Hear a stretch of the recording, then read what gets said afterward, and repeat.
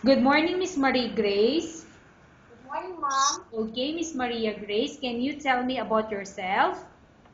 I'm Marie Teresa, 30 years old. I'm from Iloilo City, 5 feet height. I have one son and I am hardworking, honest, and responsible. Okay, I have a few questions for you to answer, so let's start. Why do you want to work as a maid?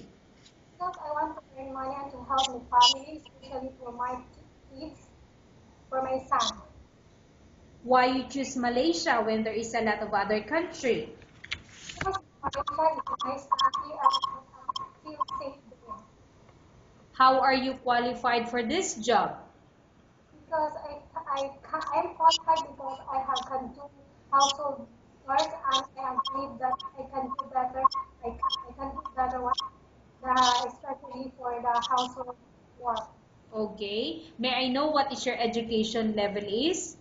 I'm graduate, college graduate. Okay, what is your recent working experience? I worked from 2 years at Singapore. Okay, have you worked abroad before?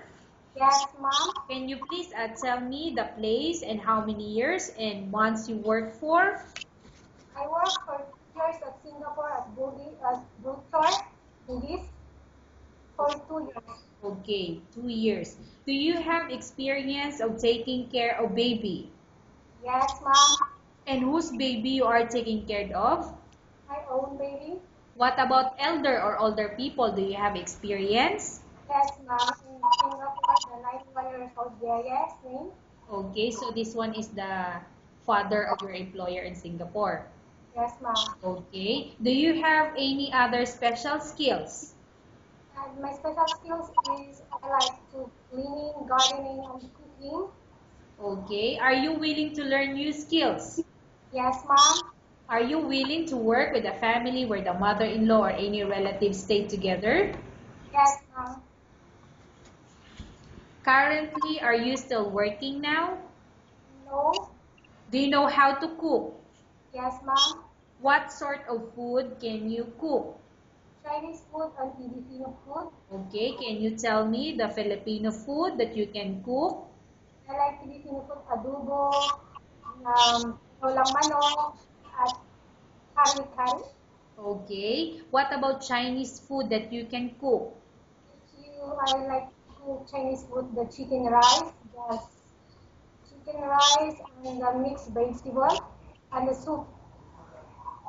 Okay. Are you aware that you will have to do washing, cleaning, ironing, and cooking? Yes, mom. From all the house chores or household work such as cooking, cleaning, ironing, and washing, which do you like most? I like number one is I like cleaning, Okay. laundry, cooking, and gardening. If ever you were selected to work in Malaysia, who will take care of your kids? My sister. You are not allowed to use handphone during working hours.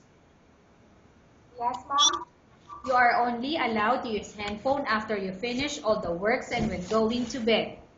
Yes, mom. You are strictly needed to surrender the handphone to your employer in the morning and your employer will return back to you once you're going to bed. Yes, mom. If ever your employer finds out that you're abusing your handphone and it's affected your work performance, your employer will confiscate your handphone and you're not allowed to hold it anymore. Instead, your employer will allow you to call to your family 3 times in a month. You're only allowed to bring normal phone and you're not allowed to bring smartphone. Are you agreed for the terms and condition? Yes, mom. Are you agreed to the rules and regulation for the handphone? Yes, mom. How many years is the contract as you agreed and understand? 2 years contract. Okay, can you describe for me your ethics or your attitude? I'm hardworking, disciplined, and humble.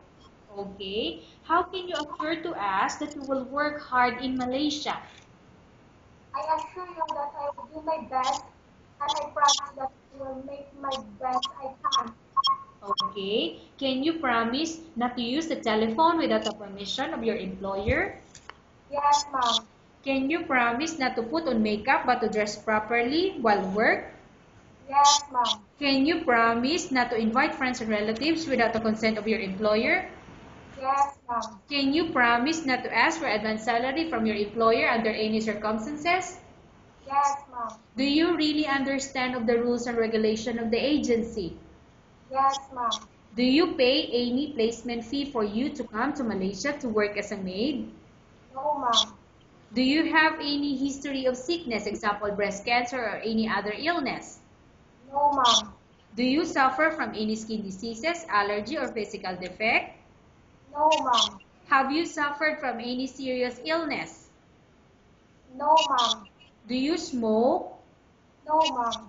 Have you undergone any operation? No, ma'am. Are you medically fit? Yes, ma'am. Are you in any medication? No, ma'am. Are you allergic with any food? No, ma'am. Are you prepared to work for the employer of any race? Yes, ma'am. Are you prepared to eat the type of food taken by your employer? Yes, ma'am. Are you afraid of being left alone in the house? No, ma'am. Are you afraid of dogs or other pets? No, ma'am. Can you promise to work according to instruction from your employer? Yes, ma'am. Do you have any immediate family working in Malaysia? No, ma'am.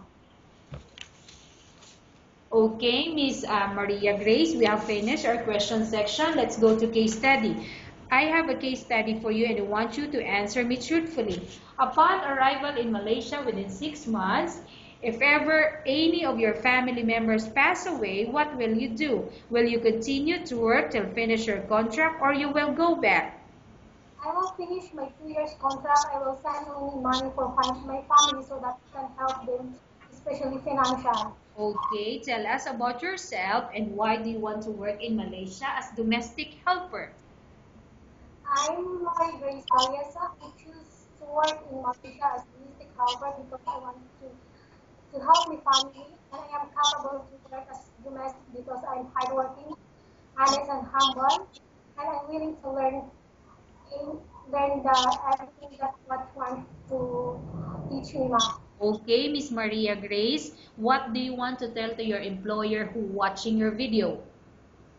Hi mom, if you choose me as your household worker, I do my best. I do my best to finish my work well, and I promise that I never give you any problem for 2 years, and I follow all the instructions what you want to tell. Okay, thank you very much, Miss Maria Grace. We will update your agency if there's any selection made by the employer. Yes, mom. Thank you so much,